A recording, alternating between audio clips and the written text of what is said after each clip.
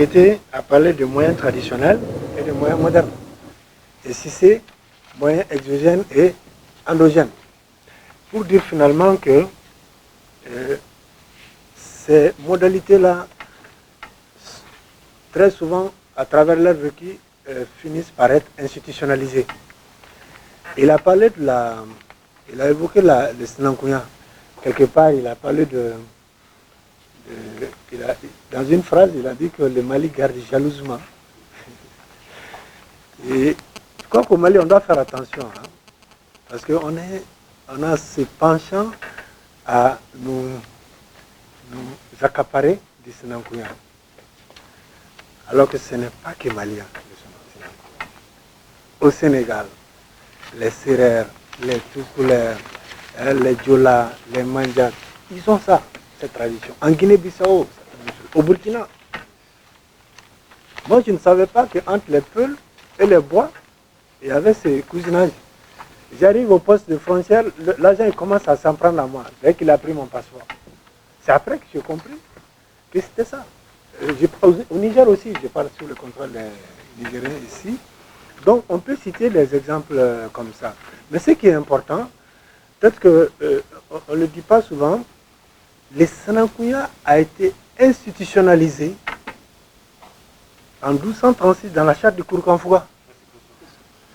Si vous lisez la charte de Kourkanfouga sous l'angle du droit constitutionnel, je le dis, sous le contrôle de notre professeur Elinsal,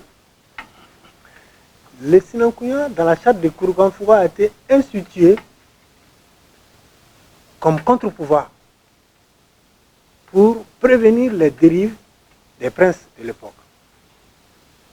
Je pense que cet aspect-là souvent ne ressort pas, mais quelque part, c'est important de le signaler et dire aussi que ce n'est pas que malien le Sinankuya. Je crois que, bon, comme il a dit, les débats vont revenir, on va revenir là-dessus. Hein. Et je vous annonce que nous avons un communicateur qui vient de se joindre à nous, du Niger. Sa communication, il s'agit d'Abdelaziz Sita Moussa, c'est bien ça. Sa communication va porter sur les enjeux sécuritaires de la gestion des flux migratoires au Niger. 2 points. Acheter la paix à Agadez.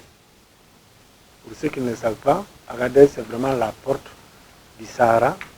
Ceux qui traversent le Sahara pour aller en Libye, c'est le passage obligé. Abdelaziz, tu as 20 minutes. Merci. Merci, cher professeur. Bonsoir, disons bonjour à tous. Excusez. C'est pour moi un honneur, autant qu'un plaisir de me trouver devant vous aujourd'hui pour vous présenter ma communication, n'est-ce pas, qui porte sur les enjeux sécuritaires de la gestion migratoire au Niger. Donc, acheter la paix à Agadez. Comme l'a dit mon professeur, Agadez aujourd'hui cristallise tous les enjeux et défis, n'est-ce pas, en matière de gestion des flux migratoires. Pas seulement pour le Niger, mais également pour toute l'Afrique et l'Europe, et dans une large mesure pour tout le monde.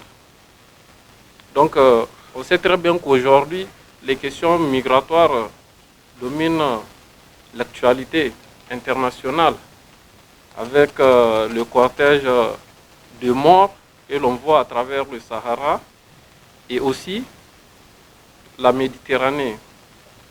Et également, n'est-ce pas, cette gestion des flux migratoires pose un très grand défi pour les pays aujourd'hui parce que sa mauvaise gestion peut entraîner des troubles sécuritaires, économiques et j'en passe.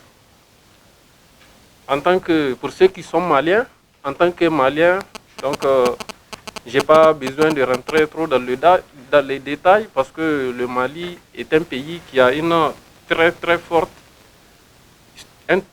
forte histoire en matière de migration. Le Mali est un pays d'émigration. Mais aujourd'hui, dans le cadre de cette communication, ce qui nous intéresse, c'est le Niger. Donc, le Niger n'est pas un pays d'émigration par excellence. Donc, qu'est-ce qui a fait rebondir le Niger sur la scène migratoire ces dernières années? C'est surtout sa position d'espace de transit, comme l'a dit le professeur, la porte, n'est-ce pas, menant au Sahara. Agadez occupe, c'est la région qui occupe toute la partie septentrionale du Niger. Donc la seule région occupe plus de 52% de la superficie du Niger. Donc un truc de 950 000 km². Donc la seule région est limitée au nord par l'Algérie et la Libye et à l'est par le Tchad. À l'ouest aussi par le Mali, bien évidemment.